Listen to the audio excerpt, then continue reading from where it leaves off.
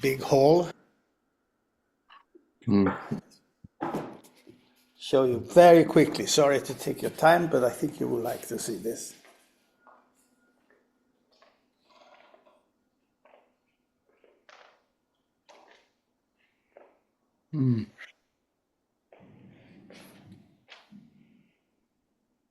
Oh, it must be very warm there.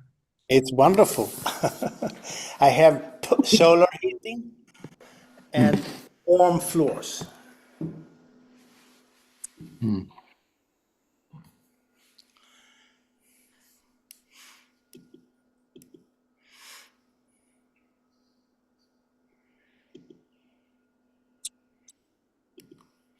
Is that ceiling fan powered by AI?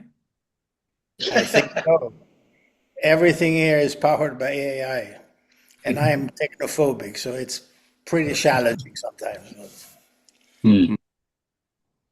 It's your art center? It's a new center we built for culture.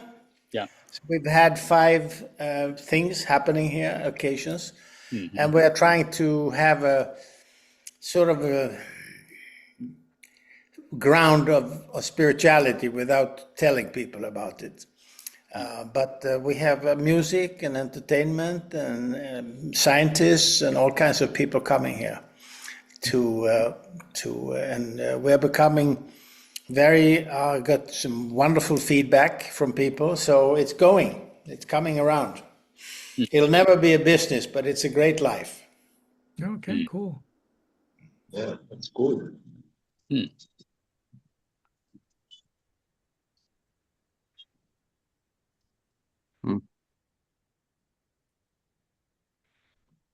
Do you have a anti-missile bunker?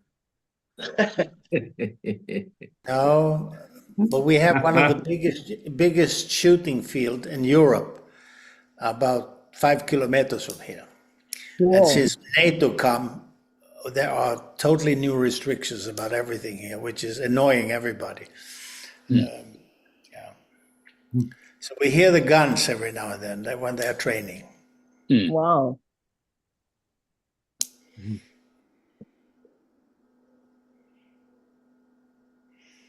What about everybody else? How are you doing? Surviving. Which is good. I mean, at least, we are surviving. We in Hong Kong is having a long weekend. We have the Easter holiday. So today actually is the Easter Monday.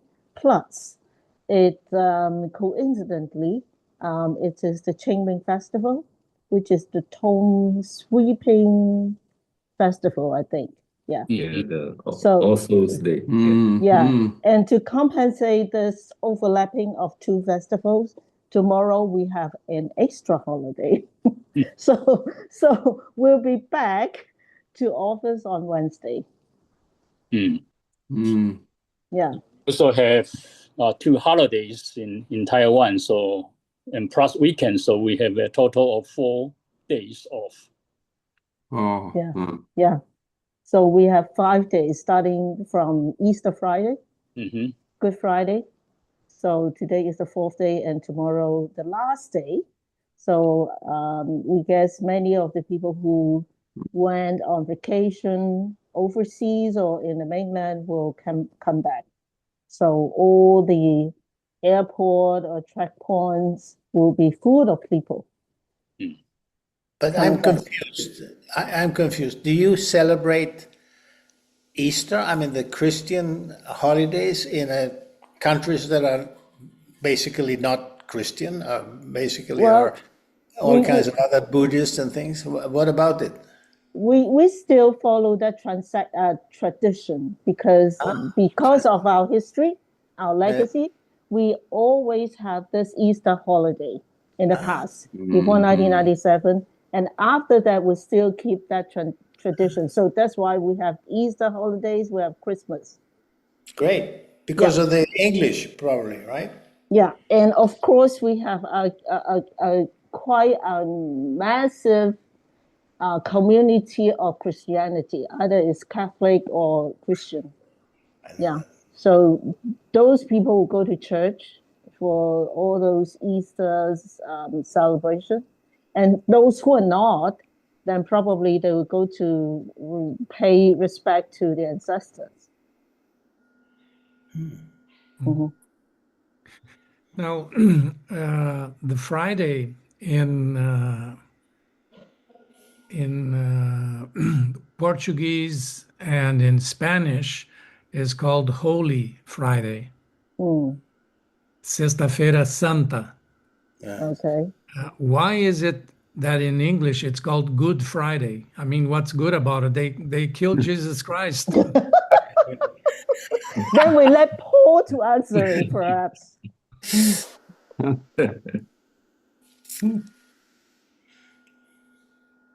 I don't understand that. I don't either.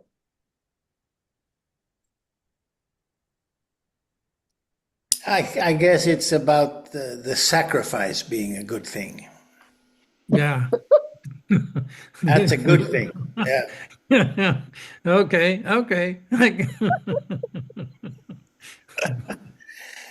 Yeah. Hold that thought. Yeah. Hold that thought. But I don't imagine that Easter is celebrated in most of India. There's a lot of Christians in India, right, Juliet? I mean, there's Syrian Christians in the south and everything. You're on mute. Yeah, approximately 2%, and it's always been a holiday, right? So Good Friday is always a holiday, not Easter Monday. Right. Ooh.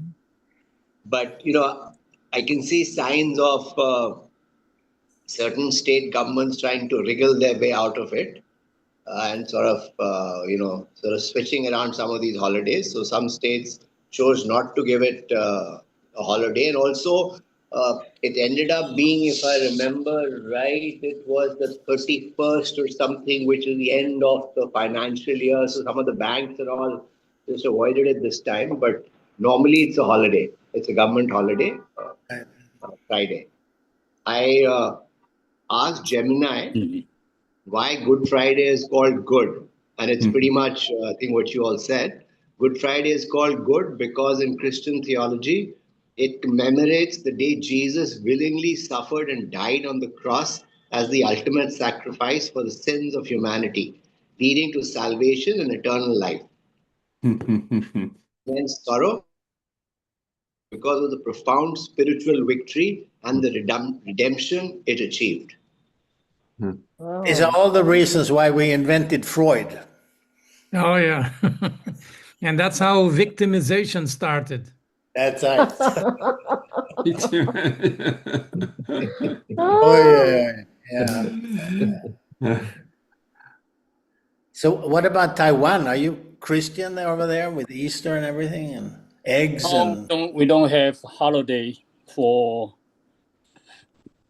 either Good Friday or Easter Day, but just happened that we had holidays for the same day, but with a different reason.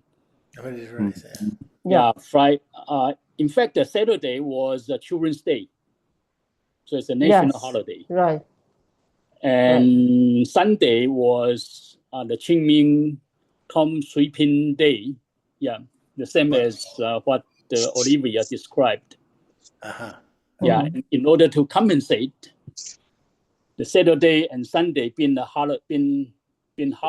So the government also makes Friday and Monday as a compensation holidays. Usually the thing.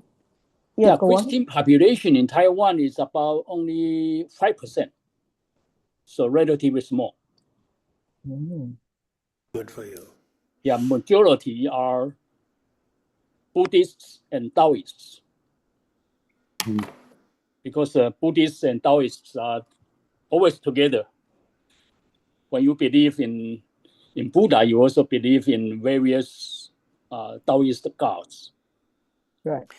You know, Taiwan is the greatest donor to Buddhist causes in the world.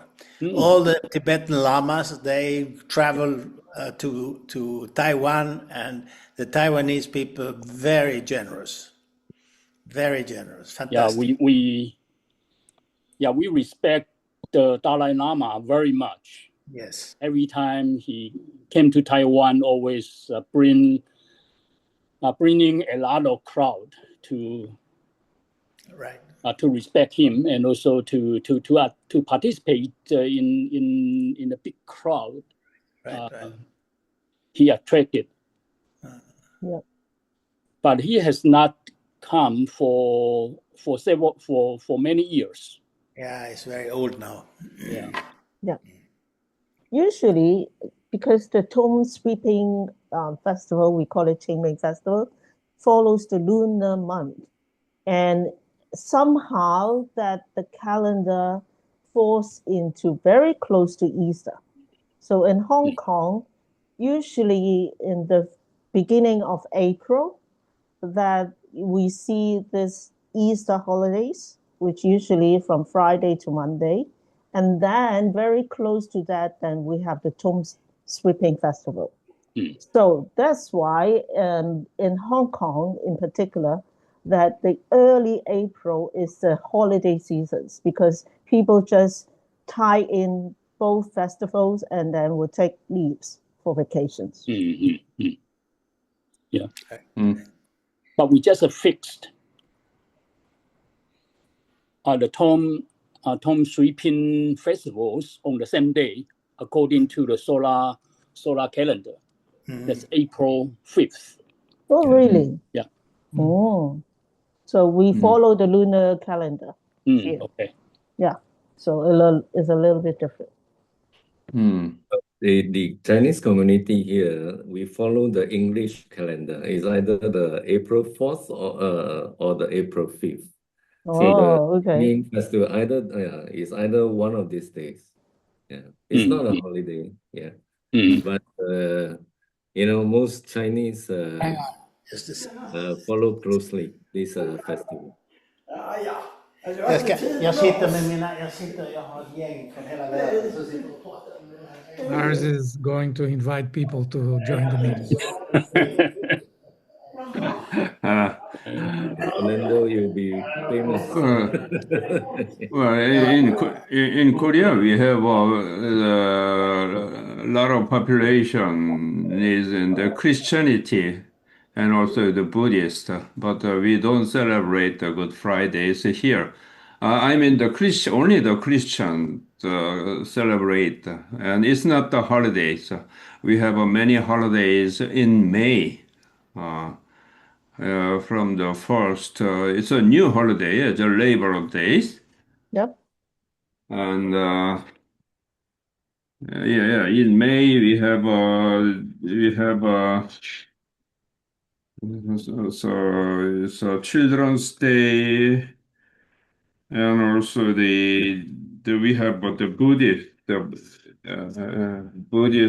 birthday, Buddha's birthday, and so on. So we don't have official holidays in April in Korea. And yet Christianity is a very prominent in Korea. I mean, at least when I was there, I only met Christian people actually. They were pretty strong about it actually. Yeah. I saw many demonstrations on this for Christianity and preachers everywhere, and big deal. Yeah. At least in Seoul where we were, In Brazil, these percentages of Christians work differently. Everybody is 80% Christian and 20% African rights. Right. Interesting. That's for 100% of the population. And the biggest church in Brazil, and one of the biggest churches in Brazil, is Swedish. Oh, I didn't know about that. Pentecostals. Uh-huh. It came out of Sweden where Levi Petrus started the whole thing. So you see? But even they are probably 80% Pentecostals Oh, and yeah. 20% Yeah, African. yeah. They have a voodoo doll and some needles and things at home. Yeah, we resist so long. Yeah, I have some people that are coming and want to talk to me, but I rather talk to you.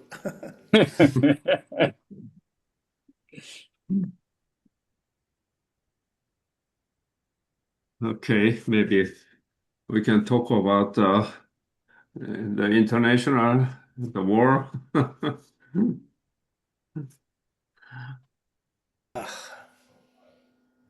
Is it ending in April or is it going beyond April? No one knows. I want to know. I If they want to put know too. soldiers in there, if they put boots on the ground, as they say, it'll be Vietnam. I'm sure. So Well, basically, Trump wants to stop the war, right? Huh? He got a lot of pressure, the internal, external. Right. And the Democrats want to continue the war until the elections. absolutely.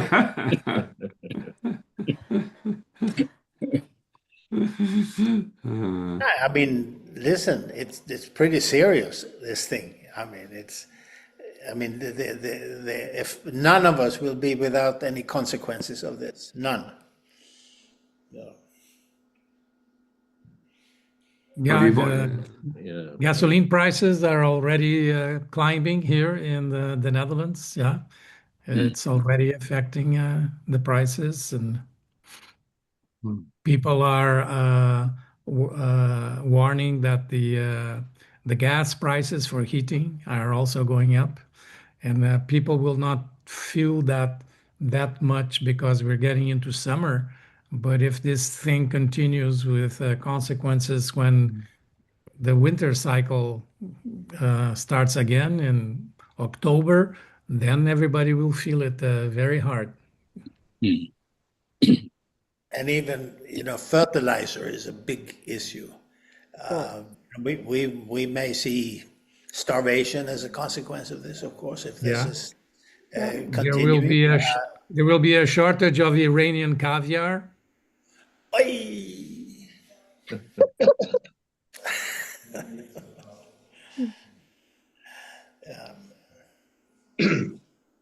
It's I tough to think, find mention of the Russia-Ukraine war in the newspaper now. Yeah. yeah. Also the Epstein files. Yes, yes, yes, yes, yes. And Ukraine, I got new wind in the sails. It seems like they're turning things around pretty much, but we'll see. It seems that from where I'm sitting, Putin is totally exhausted. He doesn't really have many places to go, particularly in getting recruits to come. If he starts to pull academic people into the army now, it's over for him. This war has no support, motivation from Yeah, them. but he must be happy with what's happening in Iran. Oh, absolutely. Perfect. Yeah, in fact, I read an analyst report. There's only one man winning, and that's Putin. The oil embargo has been lifted, and he can sell it at higher prices. And then the missiles, the defensive missiles, have been moved from Ukraine to other places. So, situation is very favorable for him, if it seems. We will. The latest is that he's totally paranoid and he's showing up in places. He's using all kinds of tricks to hide. And if you want an appointment with him, you have to wait for 2 weeks and be in quarantine. He's actually becoming, have symptoms of paranoia. Really serious. We'll see what that leads to. Yeah, Well, if that's it. it's True. Paranoid people have enemies too, as I say. Yeah. Mm. Yeah. And what will end first? The Iran war or Trump's mental capabilities? He already lost it. Yeah. Yeah. I read that Vance actually wants the war to stop. Why? That's what I read in today's paper, that he's keen that the war stops, probably because of the impact on the elections or whatever. Mhm. So within his own party, I'm sure the pressure on him would be increasing significantly.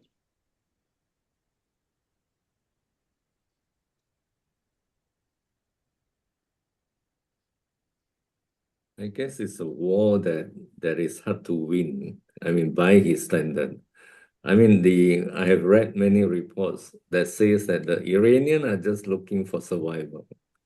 And to survive is much easier than trying to win a war. And with all those different goals that he has set for himself. What I'm referring to Yeah. here is the US. Yeah. So, but on the other hand, I also think that on the macro side, the US is trying to squeeze the growth of Asia, because Asia, the Yeah. Asian countries are the one that is severely affected. And this is the fastest growing region. And so maybe one stone kills several birds in the Trump calculator. Yeah, But the industry is also hurt.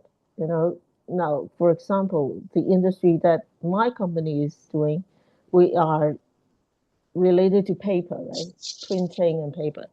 But actually, we do a lot of packaging, consumer packaging.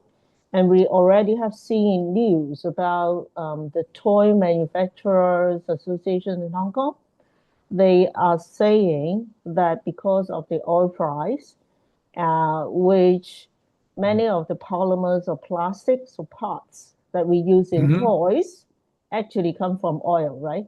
Yeah. So because of that, so the toy industry is already facing a lot of challenges. And because of that, we in the packaging side of toys is now seeing that pressure already. The demand will be very low or getting very challenging, because I think in the past few years we have been absorbing part of the cost increase for different reasons. And so the margin has been getting thinner and thinner, not for us as well as for our downstream customers. So the customers that we are serving actually are the manufacturers of different industries. Yeah. So with the oil prices now is still keep going and nobody know when it ends, then there will be a lot of pressure on should we increase the price or increase the cost. And we cannot increase all the costs. We have to absorb it, and then somehow it has to reflect in the price. So anyway, so this will be challenges that we'll be facing. And my boss just once said to me, and he said, even if the war should end now, the war with in Iran should end now, the world still need at least half a year to recover. So now it's already April. So if it ends now, then by year end, then we may see some good signal of recovery. So it is really not promising. Let me share another thing with you that is a little different but related. All these tankers that are lying right side by side, by the thousands by the now, and all the crews on these ships, that are just sitting there, and the supply lines are broken off. So there are thousands and thousands of sailors that they can be using now as one of the playing cards for this whole game, you know. That's another aspect of the whole thing. And a lot of these crews are Indian and Pakistanis, and, you know, we'll see how that plays out. Mm. So is NATO dead? Ha. Good question. Yeah. Practically,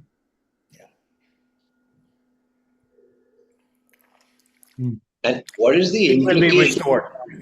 for Europe? sorry? What is the implication of that for Europe, right? Because they were actually dependent on the US to contain Russia, so to speak. Right. I mean, anyway, he's forced the increase in the percentage of defense spending and the percentage of GDP, and which all the countries are doing. Right? Yeah. It depends a lot on whether you believe that Putin is a real threat to Europe, or is Putin a fabricated threat because he is a threat to eastern Ukraine only. And that's something that is being debated very much in the Netherlands, because a lot of the political parties now, and we just had elections, and many are opposing the increase in military spending, which has been approved by the federal government because of Trump's pressure, saying that, yeah, Europe needs to arm itself to defend itself. But people are arguing that, well, nobody really believes that Russia will go beyond eastern Ukraine. And Europe was getting along fine with Putin for years.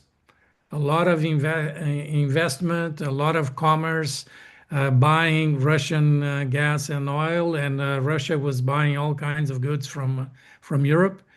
It was only when NATO started escalating and bombing the Russians in eastern Ukraine that the whole thing got out of hand. And of course, Putin sees that as an opportunity to remain in power because he was also being threatened. So anyway, in Europe, a lot of people are saying, well, we can de-escalate with Russia, just as the Americans should de-escalate in Iran. And the escalation is only benefiting the arms manufacturers. So why should we be doing this? Do we really need this? This is being questioned. Yeah, that's right. I think Putin, you know, when he said the greatest tragedy of the collapse of the Soviet Union was the collapse of the Soviet Union. And he has again and again proven that he means that. He has invaded Georgia. He has 30% of Georgia right now, Ossetia, etc., etc. And he has promised to protect the Russian minorities in the Baltic republics and in Moldova, etc., etc. And he made this promise many times to the population there that if they will come and save you, and he can get any reason for that. Russia has always been expansionist. Always, if you're a neighbor to Russia, you have to watch yourself, because that's what they always have done. And we are very suspicious in Europe. You know, Putin has made NATO into an equivalent of Napoleon or Hitler. So the expansion of NATO has made Russians convinced that they are about to become overcome by the West. Not only their country, but their beautiful country and their, you know, and everything else. So, you know, I'm married to a Russian woman, and I've spent a lot of time there. And yeah, you better watch out. But That's I don't believe he's a threat beyond the former Soviet provinces, and not even to all of Ukraine. He wanted to have Ukraine as a buffer country. And then the Americans on one side and the Russians on the other side started trying to take over Ukraine politically, not militarily, but politically. And then things started to escalate. But Europe was doing business and saying, "No, yeah, we can get along. We don't have to pick up arms." Yeah, many companies from Western Europe were doing a lot of good business in Russia and vice versa. So that's and I always believe that that's the best way to avoid a war, and that is if you have commercial relations. Because who are you bombing? Are you bombing your own branches? Yeah. So I think that's the best way to avoid a war is to have a lot of commerce and exchange also, of course, of people, expats going to Russia, Russian expats coming to Western Europe, etc., etc. And I think we could still de-escalate the situation in Ukraine. We need As just long as another we governor. don't get into the idea that we have to buy twice as many arms as we used to. So, I mean, in many ways, going forward, maybe Europe will take the lead in trying to sort out the issue between Russia and Ukraine, and US may not have a role anymore. In that sense, I think NATO is gone. Right. That's right. It also has a serious implication for the US, right, in terms of their influence in Europe. It does. But the Americans are beginning to question, do they really need 800 military bases all over the world? Well, I mean, I would imagine it's going to be a matter of time before the Gulf states decide that this is not a good idea, considering how much collateral damage they're having. The purpose of these bases was security, right? And if it's not, providing them that, then, what's the point? Yeah. They'll have to find some other methodology to have that peace. Yeah.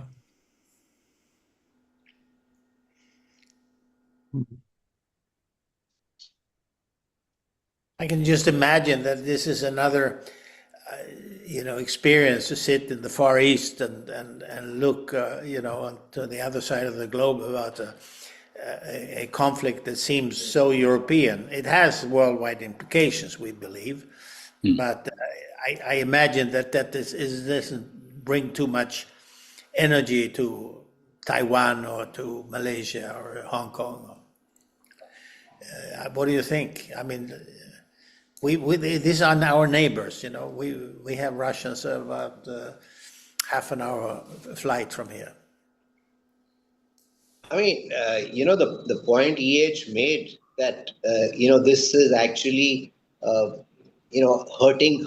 It is actually hurting Asia the most, right? Because of the oil.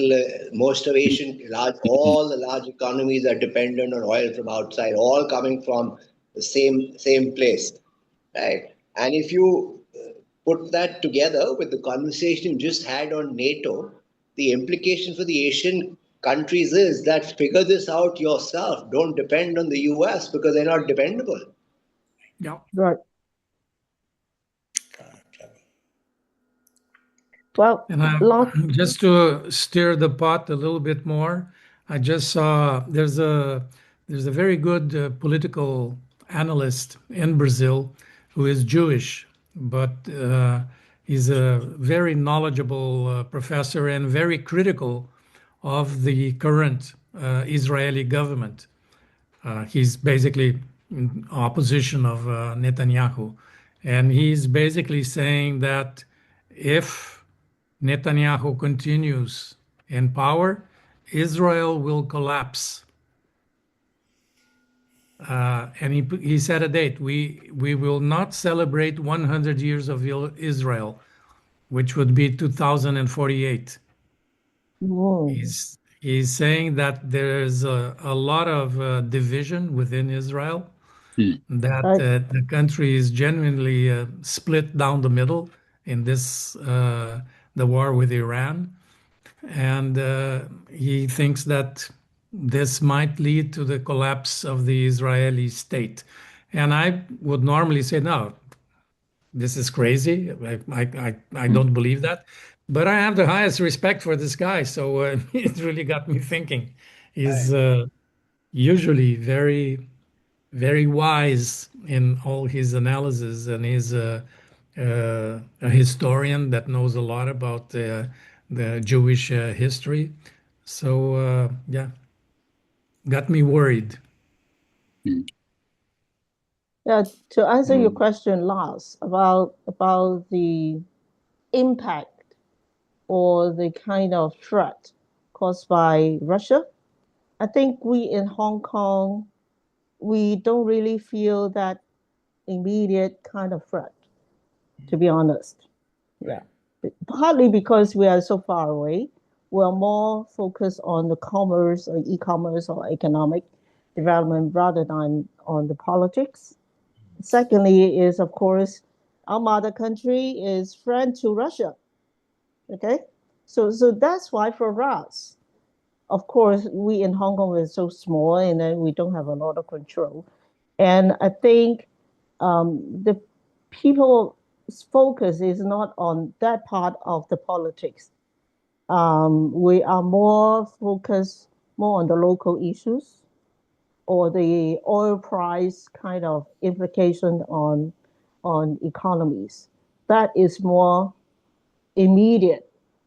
We feel that kind of pressure day after day. And of course, for those people who invest in stock markets, and they really feel that ups and downs of the stocks every day, and that draw more public attention rather than what's happening in Russia or between Russia and Europe, things like that. Over here, there's no direct threat, of course, from Russia in terms of military action and all that. The concern in Southeast Asia, as I've always said, is colonialism. The way Putin has acted, it has disrupted the world order, right? Which to a certain extent has eliminated colonization, right, after the 1945 Second World War. So by bypassing those UN chartered or UN guidelines and all that, and invading a smaller country, makes small countries like Malaysia and those others in Southeast Asia jitter, because we feel that Southeast Asia is also in quite a strategic in global. So if that world order is not guaranteed, then smaller countries will always be at the mercy of what dictated by that eventually will be dictated by the big powers. So that is the main concern here, actually. So it's not whether we are going to pro-China, Russia, or US. What we are trying to preserve here is the world order as enshrined in the UN Charter, whatever value that's left of this, world order charter. Yeah, you mean the argument for NATO you just made. I mean, this is NATO was constructed to exactly protect small nations from being gobbled up like that. And, then you had the Warsaw Pact, which was really there to just protect the Soviet colonies after the Second World War. Yeah. In Taiwan, we have been watching Russian-Ukrainian war very, very carefully, because although there's no direct impact to Taiwan, however, we can learn a lot because we are facing the threat from China, and we learn how Ukrainian resisted and how Russia invaded, which could have implication to the relations between China and Taiwan, because it's our day-to-day threat, because China continues to have a military exercise every day on the Taiwan Strait. And I just read an article this morning about, that there's a higher probability of some kind of action in Taiwan and the Taiwan Strait. And if there was ever an opportunity, it's now, right? Because of all the other distractions that are going on. And That's right. America's tied up, and it's like when the Turks invaded Cyprus, it was exactly the same issue. Nobody could do anything. But the AH, you said something that is really true. You said survival is different from winning the war. And I think the people who are defending their home turf are always in advantage in the end. Yeah. I don't believe that China wants to take Taiwan militarily. I think they would like to do some kind of economic and political deal in the long run. Right. And have it as a situation more similar to Hong Kong than actually engage in military action. But then I'm sure that some people inside China might believe in military action. We take for granted that countries all think the same way. We say Russia is this, and the U.S. is that, and Israel, etc. But actually, we know that there are divisions. There are different opinions within each country, even within the government. Yeah. So there were people in the United States who wanted to bomb Iran a long time ago, and others were against it. And the same in Israel, and the same in China. There are those in China who would want to take military action. But I still think that the majority of the people at the top would prefer not to do it militarily, but just try to do it politically and economically. Yeah. Right. And if you think about it, how would you rule a people where 85, 90% of them hate what you're doing? How are you going to do that? It's ridiculous. How would you take over Ukraine and say it's now Russia? It's absolutely impossible. Yeah, But I agree. That's interesting. why Putin's only aim is Eastern Ukraine, because there's a large majority of Russians over there. But he could never take Western Ukraine. No way. And that's how it's going to end, actually. But interestingly, perhaps ST can comment on that. Because when I go online on Thread in particular, we see quite a number of people, Taiwan people, believe that the Hong Kong model is the best way to resolve the Taiwan issue. And they strongly believe that if we fall into something like a second Hong Kong, Taiwan becomes another Hong Kong, that Taiwan will prosper. But in fact, it is not. And we always tell the Taiwanese that don't fall into that trap, because now Hong Kong is suffering and it's getting worse and worse. And I still don't believe that why Taiwanese believe in that kind of lies. Majority of Taiwanese don't believe. That's a cognitive warfare imposed by China, and also colluded with opposition parties, opposition politicians here. Right. So still don't fall into that kind of one country two system. It never works, I tell you. Once it's done, there is no more two system. There's only one country. And this is what we are facing now in Hong Kong. Yeah. It's the same as I've been involved in so many of mergers between companies, and they then they buy a company because it has all these advantages and the special cultures that are so, and they put them under an umbrella. But soon enough, the umbrella is gone, and it happens. Yep. It's inevitable. Yeah. Yep. Yep.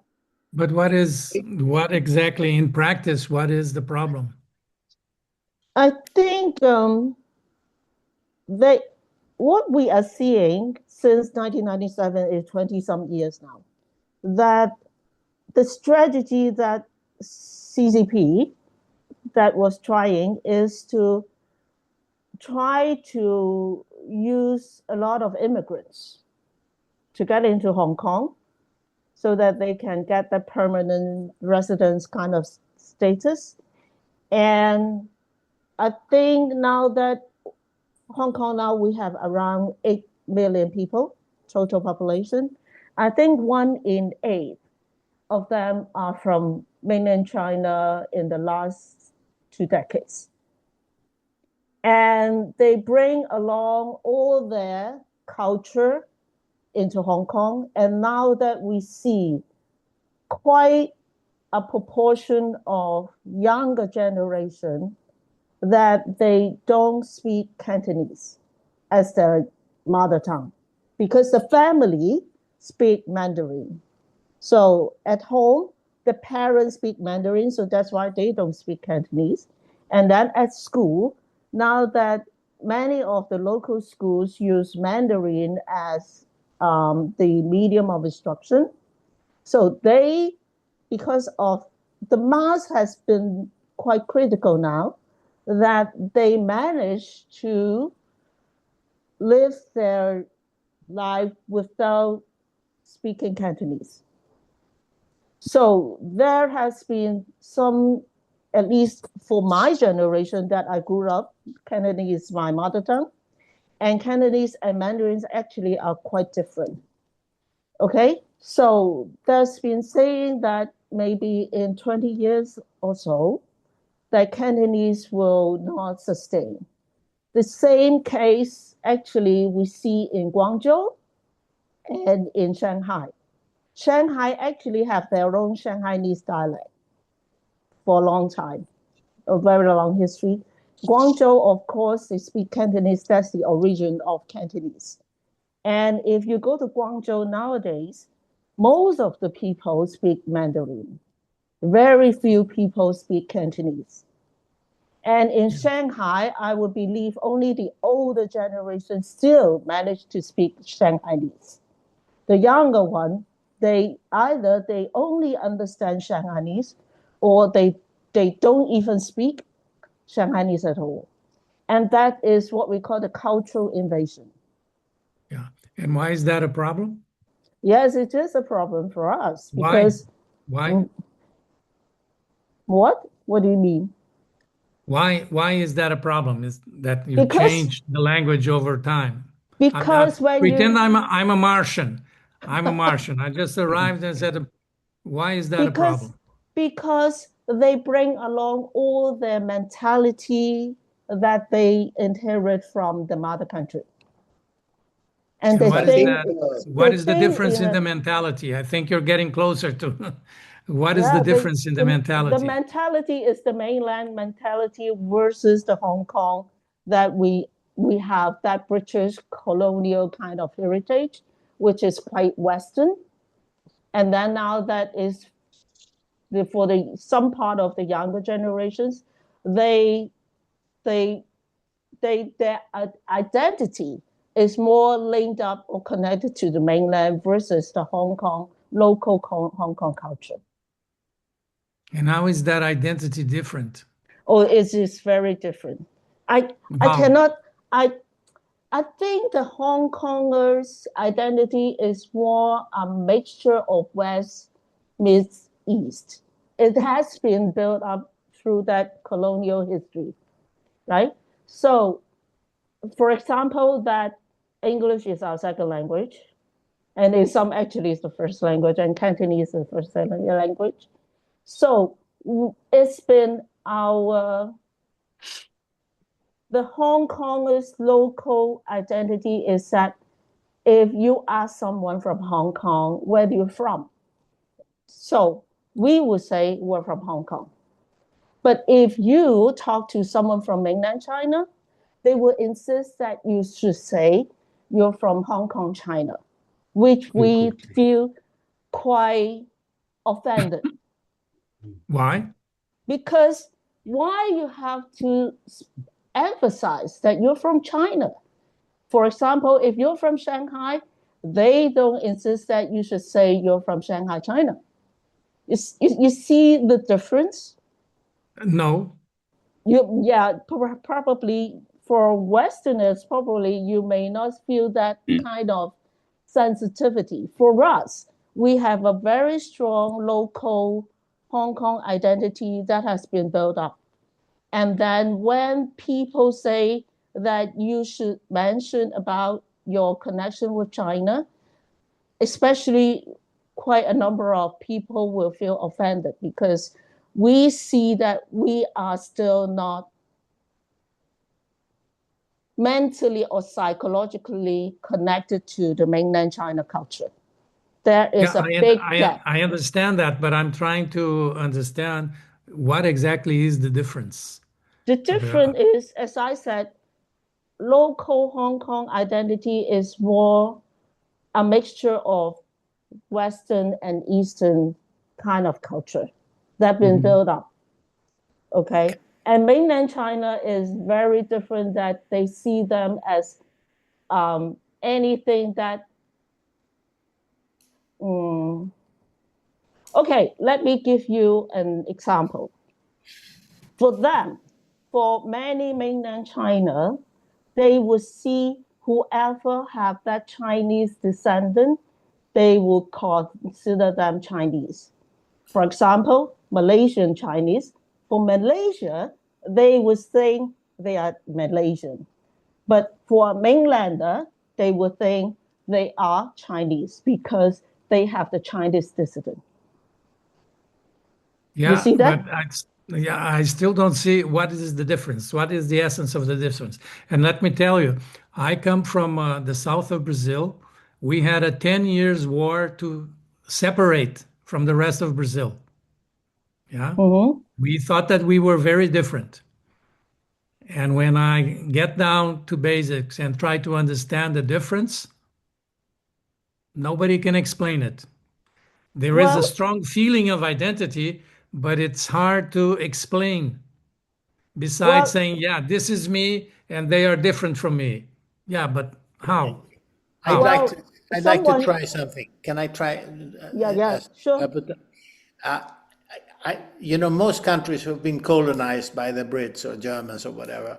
Many of them still, talk about the suffering of colonization and slavery of the minds of the people and so forth. But I can hear what you're saying now is that the Hong Kong Chinese are practical people, and they have, taken on board some of the values of Britain or the West and pragmatically integrated in your culture in a way that most other colonized countries don't do. It seems pretty unique how you have, maybe more so than India, how you have just been pragmatic about it to say this works for us and this doesn't work for us, but we still have our own identity. You put it That's how I hear it. Well, I think the success of Hong Kong being now that an international city, that is because in the last 100 years under the British rule, they set up a very good system, a very good social system that relied on processes, that relied on setting standards, and they managed to set up a very efficient government structure that doesn't have corruption, not corrupted at all, okay? And after that, 1997, we see that system starting to collapse due to the China influence. And if you remember last November when we have that disastrous fire, now that actually there is a public hearing in Hong Kong going on, asking all those party concerns, either the residents or the developer, the construction, fire department, whoever department that is involved, to come up to give their testimony about what happened. And then we see the collapse of the whole system right now, because now that the government officials are not following the processes that have been set up so efficiently in the past. And of course, there are some collisions between the developers and the construction companies, that they are corrupted, so that they try to import those non-fire retardant kind of material in the building. So that is part of the cause of that fire. Okay. And if it happened, and you know what, before the fire happened, actually the residents have been complaining to the government many times, more than 10 times, to the fire department, to the labor department, many times, and they didn't get the support from any of those departments. They thought this is nothing. And that's at the end caused this disastrous fire. So if it happened in the past, when we still have a very efficient government system, and of course we have those lawmakers who can came up and say something that is different, and now under that national security law, that no one dare to say anything against the government, because they would be put into jail. And because of that, what you see is the fire, the big fire. Okay, if it happened in the past, then with all those monetary kind of system in the society, in the government, in the law-making community, probably this fire would not happen. And that's why now that at least a lot of people don't trust the government, because we see the collapse of the government. And it's no more that efficient and kind of responsible kind of government that we see before the handover, we see in 1997. And you know, now that no one in the government came up and said, sorry that we did something wrong and we resigned. No one said it. And that's caused a lot of anger within the society, but we didn't say anything because we dare not to say anything. So it's about the freedom to criticize the government and the accountability of those who are in government. Yeah. Yeah. No more accountability systems in place, and there is no more freedom in the media. Mm-hmm. Yeah. Worse than that, Fernando, what I heard her saying was that governance has become worse in terms of day-to-day things. So that's the issue. And it's like a step down from where they were. Yeah. Right. So, besides the democratic and the cultural aspect of it being enforced from outside, but China has a model of doing this in Tibet and in Xinjiang province already. Mm-hmm. That's their model. The same model they're adopting here, in terms of one model is to come down on all these things slowly. The other is moving people back and forth. Just pick up people from Tibet, put them somewhere else. Pick up people from outside, put them in Tibet. Same way at Xinjiang province. I mean, slowly, the broad plan is to the local percentage of Tibetans or Xinjiang province has to go down. That's a broad model. Yeah. So that's why we psychologically want to distance ourselves from the mainland China. And that's why if you insist that in a lot of tropic event or whatever, sports, whatever, that we have to emphasize we're from Hong Kong, China, then of course that's the official situation that we have to do it. Okay, but in private conversation, if someone came up and said that we feel offended. Okay, so for example, if I tell EH apparently from that Chinese descendant kind of characteristics, and from a mainland China's point of view, actually he is a Chinese, but actually he is Malaysian, right? So that's yeah, kind of it's kind of a different system, I would say. One is, to put it simply, one is bottom up, some form of freedom of expression, some parliamentary kind of democracy, versus top down, so therefore, and then coming with it is a lot of transparency, governance issue like Jukji was talking about. Not that, Malaysia is great in this area, but, at least some of the press, they can still, express some wrongdoing. But beyond that, in an authoritative environment, it is quite different versus what people were used to, in that loose or, even if the democracy is 40% or 50%, it's different from a 100% authoritative system. That's how I see it. Yeah. So, Olivia, is there something which is better than before? In what sense? I don't know. I mean, there always normally is pluses and minuses, right? We've heard a lot of the minuses, and I totally appreciate what you're saying, and I relate with those. But, I mean, is there something which is good that's come out of it at all? That is really hard to say, because if you're telling me now that we still can make a lot of money in the stock market and whatever, that's not the case. Well, partly because we've gone through that SARS in 2003, and now that a few years back, then we have that COVID, right? And then we've gone through that tsunami, financial tsunami and whatever. So the economy itself, we still sustain, but we don't see that as successful as we used to be. And I think that is just part of the lives. And in the past, we can make jokes of the politicians, of government officials, even the Queen.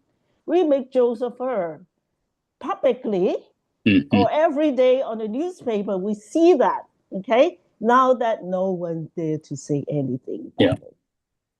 And that is, at least for my generation, because we've seen how it was. And now it is not the same case. So we feel that striking difference between these two systems. And of course, what causes us so unhappy or upset is that we were promised of that freedom of speech, of that freedom of thoughts, of that freedom of gathering, freedom of demonstration, whatever freedom, for 50 years. And now that it's only to 26 years, 20 some years, it's totally gone. All those promises were gone. Okay, so that's why we got very upset, and that explains why so many people left in the past to UK in particular, because we have that BNO passport. Yeah, hundreds, thousands of people actually have gone to UK in the last 5 years. Thank you. I want to thank you for this, what you've said, because you made me understand a lot of things, and it was, you can't exactly read about, what you just said for some reason. I really much enjoyed to hear this. Yeah, thank you. And that's also explain why you did very well. You did very well responding to Fernando's needling. But he was only trying to understand, right? So. That also explains why I have to go to the YouTube to read other news channels hosted by those who flee Hong Kong to report back on what's going on Hong Kong. Because that's the only way I can read some different opinions about what's happening in Hong Kong. Yeah. The basic problem is communism versus free society. Yeah. So ST, tell your Taiwan fellows, don't fall for that one country, two systems. That's the biggest lies in the century. Yeah. Agree. In Malaysia, we are far away from this dynamics that's playing out in Hong Kong and Taiwan. So in a multiracial society like Malaysia, the rise of China and the rise of India actually, to a certain extent, help us to stand taller and being maybe treated more. I won't say that we have been treated unfairly, but it's just that there is some preferences for some local people, right? So as the political power of the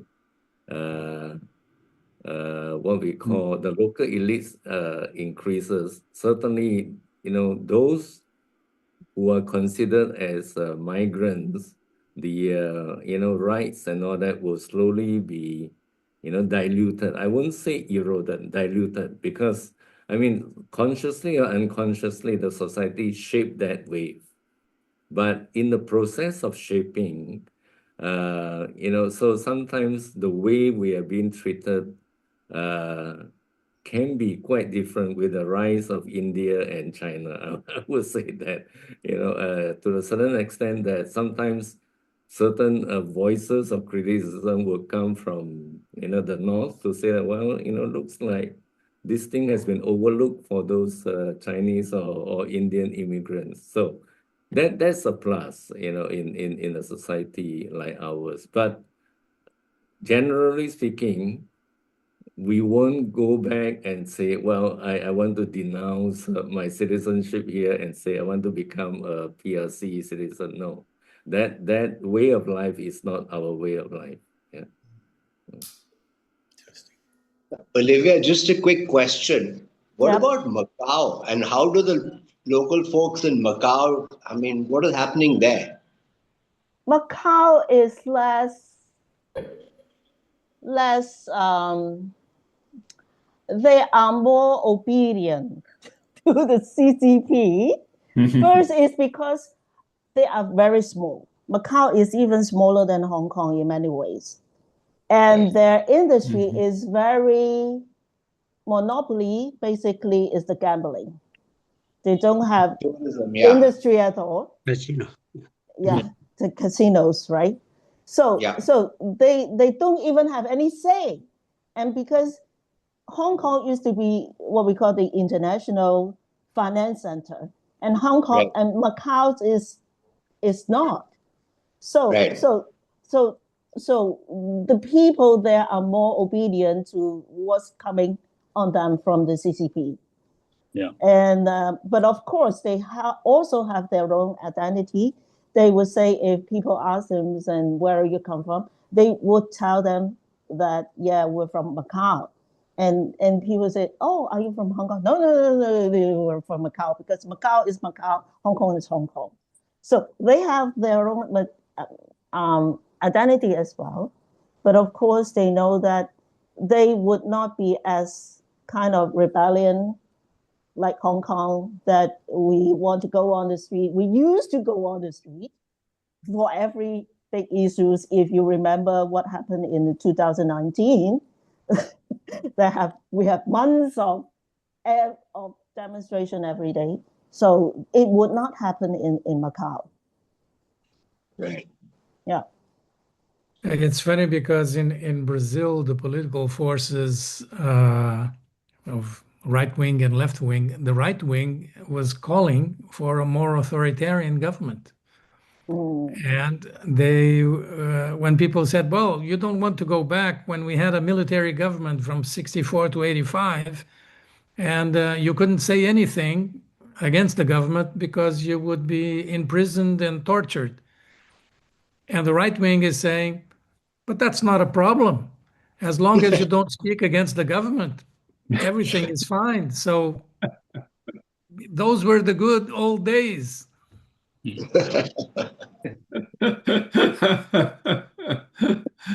Well, probably that's the difference between us, the local Hong Konger, and the new immigrants, because I think for them, they see the rise of New China from a very relatively poor country. Now that is very economically well developed. So people make money, make good business. So they see the benefit of them. And of course, they never feel the benefit or the value of having that freedom of speech, freedom of expression, and freedom of gathering.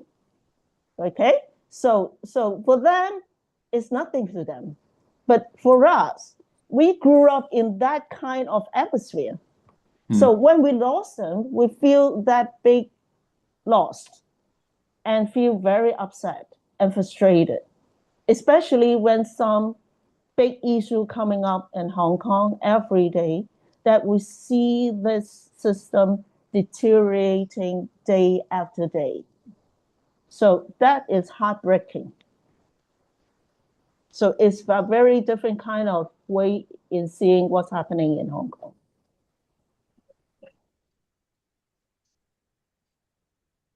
Hong Kong population 8 million. Close to 8 million now. Oh, very big. Yes, yes, Very it big is. population. Yes, it is.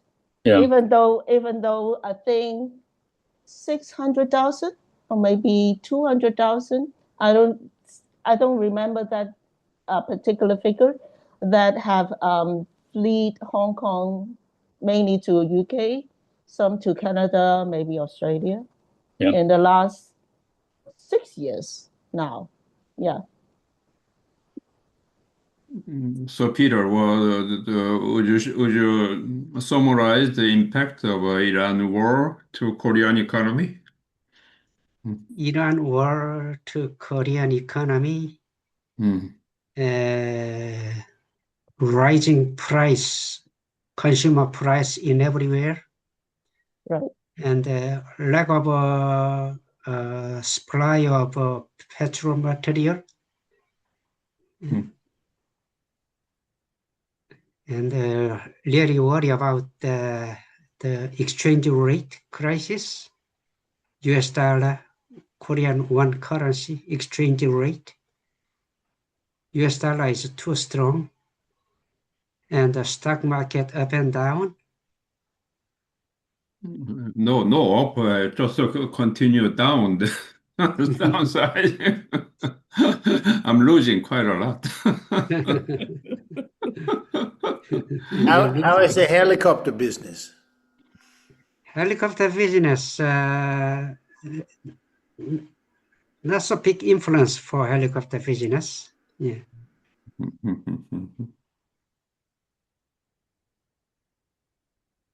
I don't understand what you just said, sorry.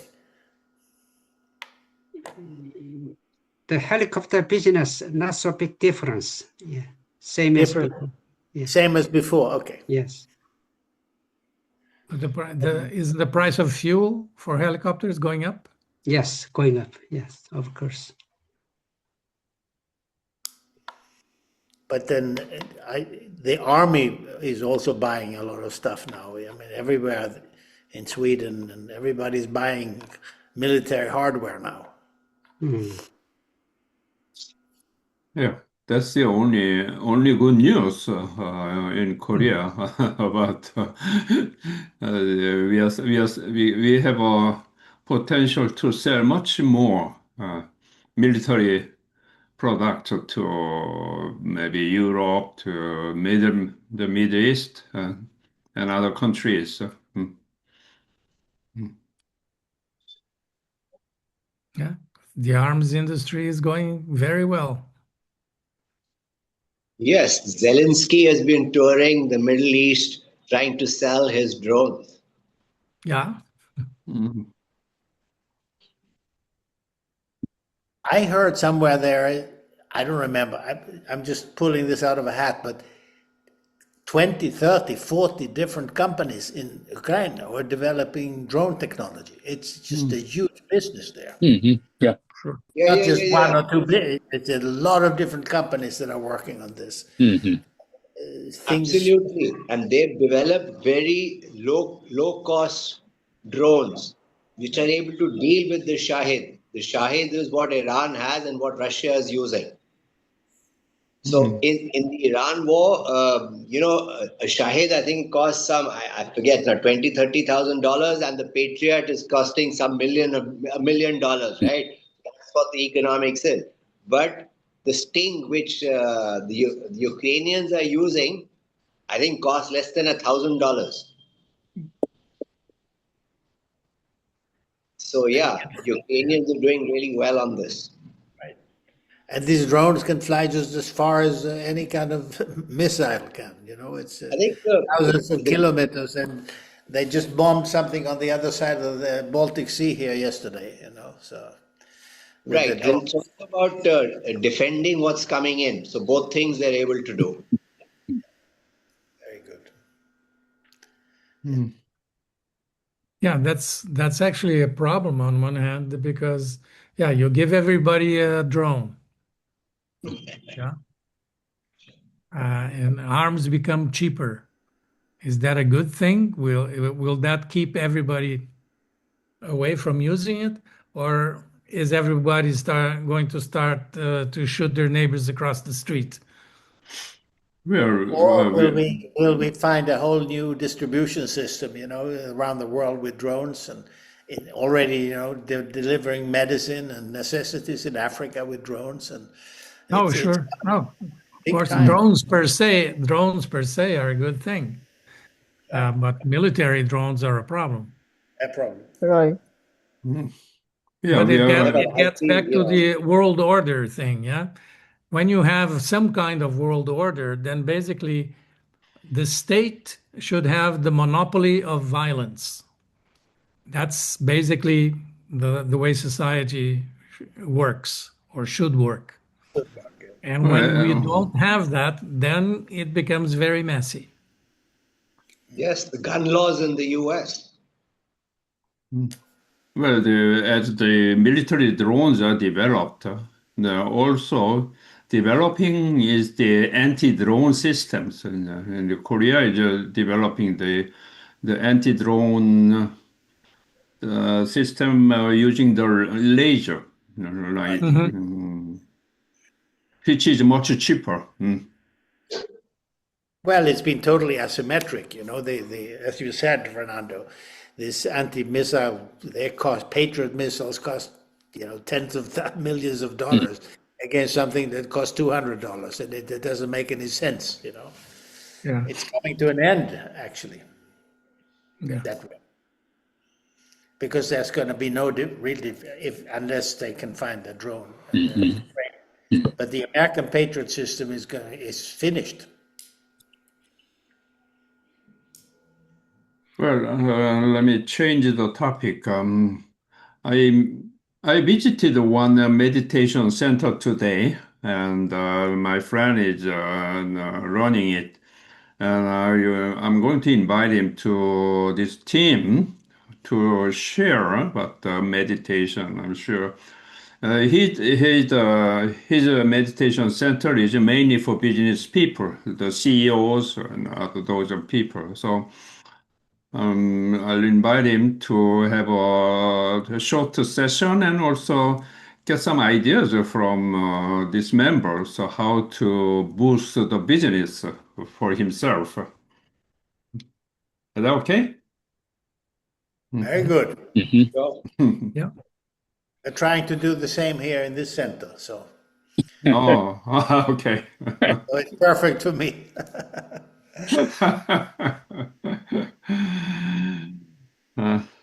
Yeah, the problem with meditation centers is you do too much thinking. Yes, yes. Meditation is Yeah. not what you think. That's true. And cannot be replaced by AI. That's good. Great topic today. It was very interesting, actually. We didn't get to it, but I got to thinking about it. So we'll keep it for another time, I suppose. Yeah. So Interesting. I'll invite him in maybe in 1 or 2 months. Because he needs to prepare something. He can speak English, but this is the first time he has a session in English itself himself. Okay. Okay. So I think there's the very recent news is about the Iranian is now trying to have a ceasefire. So I hope they're really ceasefire or end of the war. So everything becomes uh, to the normal. It's a very abnormal in Korea, especially. We are in shortage of the oils and naphtha. Naphtha is very critical to the and the engineering, plastic, and the chemical industry. So we have a lot of issues with because of quite a portion we rely to the oils from Mid East. It's the same. Japan, Korea, even China. I guess Taiwan. Huh? Yeah. Yeah. So we want to see that the Hormuz Strait is open soon. So, otherwise, I think the Iran will get a serious attack from the Trumps, and then that will cause much more problems in globally. I think it's not only the Asian countries. So let's wish that the war ends by our next meeting. Okay. And let's pray for the liberation of Iranian women. Yeah, right. Yeah. Yeah. Okay. So Great. that's for today Nice session. conversation. Thank you. Thank you, everyone. Bye. Bye Thank you. bye. Bye bye. Bye.